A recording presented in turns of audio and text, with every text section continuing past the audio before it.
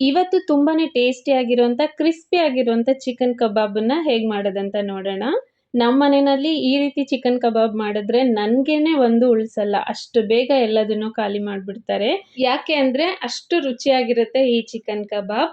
ಇಲ್ಲಿ ನಾನು ಇದನ್ನ ಮಾಡೋದಕ್ಕೆ ಅಂತ ಹೇಳಿ 3/4 ಕೆಜಿಯಷ್ಟು ಚಿಕನ್‌ನ ತಗೊಂಡಿದ್ದೀನಿ. ಸ್ವಲ್ಪ ಬೋನ್ ಇರೋದನ್ನ ಕೂಡ ತಗೊಂಡಿದ್ದೀನಿ. ಯಾಕೆಂದ್ರೆ ಚಿಕನ್ ಕಬಾಬಲ್ಲಿ ಆ ಬೋನ್ಸ್ ಕೂಡ ಇದ್ರೆ ಟೇಸ್ಟ್ ತುಂಬಾನೇ ಚೆನ್ನಾಗಿರುತ್ತೆ. ಪೂರ್ತಿ ಮೆತ್ತಗಿರುವಂತ ಪೀಸಸ್‌ಗಳಾದ್ರೆ ಬಾಯಲ್ಲಿ ಒಂದ್ ರೀತಿ ಸ್ಪಾಂಜ್ ತಿಂದಂಗ್ ಆಗ್ತಾ ಇರುತ್ತೆ. ಈಗ ತೊಳ್ದಿರೋಂಥ ಚಿಕನನ್ನ ನೀರೆಲ್ಲ ಬಸ್ಕೊಂಡು ಈ ರೀತಿ ಒಂದ್ ಪ್ಲೇಟಿಗೆ ಹಾಕಿದ್ದೀನಿ. ಹಾಗೆ ಇದಕ್ಕೆ 2 ಚಮಚದಷ್ಟು ಶುಂಠಿ ಮತ್ತೆ ಬೆಳ್ಳುಳ್ಳಿ ಪೇಸ್ಟನ್ನ ಹಾಕಿದ್ದೀನಿ. ಇನ್ನು 1 ಮೊಟ್ಟೆ ಒಡೆದು ಹಾಕಿದ್ದೀನಿ. ಇದ್ರ ಜೊತೆಗೆ 4ರಿಂದ 5 ಚಮಚದಷ್ಟು ಚಿಕನ್ ಕಬಾಬ್ ಪೌಡರನ್ನ ಹಾಕೊಳ್ತಾ ಇದ್ದೀನಿ. ನಾನಿಲ್ಲಿ ಯೂಸ್ ಮಾಡಿರೋದು ತ್ರಿಶು ಚಿಕನ್ ಕಬಾಬ್ ಪೌಡರ್. ಇದು ತುಂಬಾನೇ ರುಚಿಯಾಗಿರುತ್ತೆ. ಹಾಗಾಗಿ ಈ ರೀತಿ ಒಂದು ದೊಡ್ಡ ಪ್ಯಾಕೆಟನ್ನೇ ತರಿಸಿ ಇಟ್ಕೊಂಡಿರ್ತೀನಿ.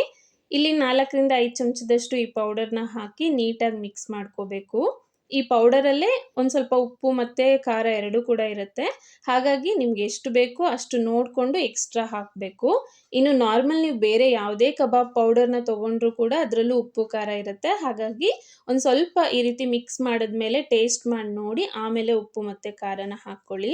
ಇನ್ನು ಯಾವಾಗ್ಲೇ ಕಬಾಬ್ ಮಾಡುವಾಗ ಒಂದ್ ಮೊಟ್ಟೆ ಒಡೆದು ಹಾಕೋದ್ರಿಂದ ಬೈಂಡಿಂಗ್ ಚೆನ್ನಾಗಿ ಬರುತ್ತೆ. ಇನ್ನು ಎಣ್ಣೆನಲ್ಲಿ ಬಿಟ್ಟಾಗ ಚಿಕನ್ ಮತ್ತೆ ಈ ಮಸಾಲ ಎಲ್ಲ ಸಪ್ರೇಟ್ ಆಗೋದಿಲ್ಲ. ನೀಟಾಗಿ ಅದು ಕವರ್ ಆಗಿಬಿಡುತ್ತೆ. ಸೊ ಈಗ ಈ ರೀತಿ ಮಿಕ್ಸ್ ಮಾಡಿ ಆದ್ಮೇಲೆ ಇದನ್ನ 1 ಗಂಟೆ ಹೊತ್ತು ಹಾಗೆ ಫ್ರಿಡ್ಜಲ್ಲಿ ಇಟ್ಬಿಡ್ತೀನಿ. ಚೆನ್ನಾಗಿ ಮ್ಯಾರಿನೇಟ್ ಆಗುತ್ತೆ. ಅದಾದ್ಮೇಲೆ ಇದನ್ನ ಎಣ್ಣೆನಲ್ಲಿ ಹಾಕಿ ಡೀಪ್ ಫ್ರೈ ಮಾಡಿದ್ರೆ ರುಚಿ ತುಂಬಾನೇ ಚೆನ್ನಾಗಿರುತ್ತೆ. ಹಾಗೆ ಡೀಪ್ ಫ್ರೈ ಮಾಡುವಾಗ ಒಂದು ಟಿಪ್ ಏನು ಅಂದ್ರೆ ಎಣ್ಣೆ ತುಂಬಾ ಕಾದಿದ್ರೂನು ಈ ಚಿಕನ್ ಪೀಸ್ಗಳನ್ನ ಎಣ್ಣೆಲಿ ಹಾಕಿದ ತಕ್ಷಣನೇ ಬೇಗ ಎಲ್ಲ ಮೇಲ್ಗಡೆ ಸೀದೋಗ್ಬಿಡತ್ತೆ. ಆಗ ಒಳಗಡೆ ಇರುವಂತ ಚಿಕನ್ ನೀಟಾಗಿ ಬೆಂದಿರೋದಿಲ್ಲ. ಇನ್ನು ತುಂಬಾ ಲೋ ಫ್ಲೇಮಲ್ಲಿ ಇಟ್ಟರೂ ಕೂಡ ಎಣ್ಣೆನ ಜಾಸ್ತಿ ಕುಡಿಯುತ್ತೆ. ಹಾಗಾಗಿ ಮೀಡಿಯಂ ಫ್ಲೇಮಲ್ಲಿ ಇಟ್ಕೊಂಡು ಅಂದ್ರೆ ಮೀಡಿಯಂ ಉರಿನಲ್ಲಿ ಇಟ್ಕೊಂಡು ಚಿಕನ್ನ ಫ್ರೈ ಮಾಡಿದ್ರೆ ತುಂಬಾನೇ ಚೆನ್ನಾಗಿ ಕ್ರಿಸ್ಪಿಯಾಗಿ ಮೇಲ್ಗಡೆ ಕೋಟ್ ಎಲ್ಲ ಬರುತ್ತೆ. ಹಾಗೆ ಒಳಗಡೆನೂ ಕೂಡ ಚಿಕನ್ ನೀಟಾಗಿ ಬೆಂದಿರುತ್ತೆ. ಇನ್ನು ಸೆಕೆಂಡ್ ಟಿಪ್ ಏನು ಅಂದ್ರೆ ಚಿಕನ್ನ ಎಣ್ಣೆನಲ್ಲಿ ಹಾಕಿದ ತಕ್ಷಣನೇ ಇಮಿಡಿಯೇಟ್ ಆಗಿ ಅದನ್ನ ತಿರುಗಿಸಿ ಹಾಕಬಾರ್ದು. 2ರಿಂದ 3 ನಿಮಿಷದವರೆಗೂ ಹಾಗೆ ಬಿಟ್ಟು ಅದಾದ್ಮೇಲೆ ತಿರುಗಿಸಿ ಹಾಕಿದ್ರೆ ಎಣ್ಣೆನಲ್ಲಿ ಇದ್ರ ಮೇಲ್ಗಡೆ ಇರುವಂತ ಮಸಾಲ ಎಲ್ಲ ಬಿಟ್ಕೊಳ್ಳೋದಿಲ್ಲ. ಚೆನ್ನಾಗಿ ಚಿಕನ್ ಜೊತೆನೆ ಇಟ್ಕೊಂಡಿರುತ್ತೆ.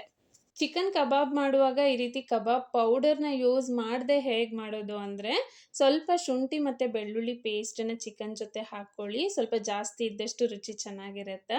ಹಾಗೇನೆ ಸ್ವಲ್ಪ ಉಪ್ಪು ಮತ್ತೆ ಖಾರ, ಇನ್ನು ಅರಿಶಿನದ ಪುಡಿ, ಜೊತೆಗೆ 1 ಮೊಟ್ಟೆ ಇದಿಷ್ಟನ್ನ ಒಡೆದು ಹಾಕಿ ಸ್ವಲ್ಪ ಕಾರ್ನ್‌ಫ್ಲವರ್‌ನ ಹಾಕಿ ಮಿಕ್ಸ್ ಮಾಡಿದ್ರೆ ಈ ರೀತಿನೇ ಕ್ರಿಸ್ಪಿಯಾಗಿ ಚೆನ್ನಾಗಿ ಬರುತ್ತೆ.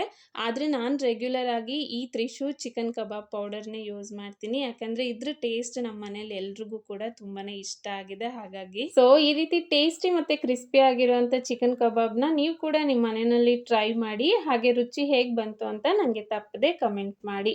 ಜೊತೆಗೆ ಚಾನೆಲ್ ಅನ್ನ ಸಬ್ಸ್ಕ್ರೈಬ್ ಮಾಡಿ. Thank you. ಬಾಯ್.